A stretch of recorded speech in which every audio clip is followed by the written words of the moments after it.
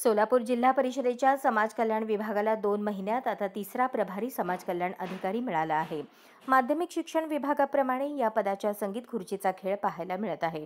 दरम्यान येत्या 3 महिन्यात पुन्हा विधानसभा निवडणुकीची आचारसंहिता लागणार असल्याने निधी खर्चाची लगबग सुरू झाली आहे। समाज कल्याण विभागातील दलित वस्तीच्या टेबलची कायम चर्चा असते। ते काम मिळावे म्हणून राजकीय नेते, कॉन्ट्रॅक्टर हे अधिकाऱ्यांच्या पुढे मागे पाहायला मिळतात। दलित वस्तीच्या टक्केवारीची जिल्हा परिषदेत जोरदार चर्चा ऐकण्यास मिळते। 3% घेतल्याशिवाय प्रशासकीय मान्यता दिली जात नाही असा आरोप नुकत्याच झालेल्या खासदारांच्या बैठकीत करण्यात आल्याचे समजते। या टेबलला असलेल्या कर्मचाऱ्यावर प्रशासन इतके मेहरबान का असाही प्रश्न या निमित्ताने उपस्थित होत आहे। संबंधित कर्मचारी ही आपल्या कार्यालयात कमी आणि बाहेर कॅन्टीनवर जास्त पाहायला मिळतात। त्यांच्यासोबत कायम नागरिकांचा घोळका असतो।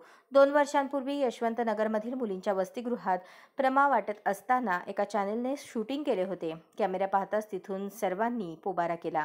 नंतर चौकात प्रमा वाटताना संबंधित कर्मचारी दिसून आले होते। वारंवार असे प्रकार पाहायला मिळतात। अशाच नवनवीन अपडेटसाठी जनता राज्य न्यूज चॅनलला सबस्क्राइब करा, लाईक करा आणि शेअर करायला विसरू नका।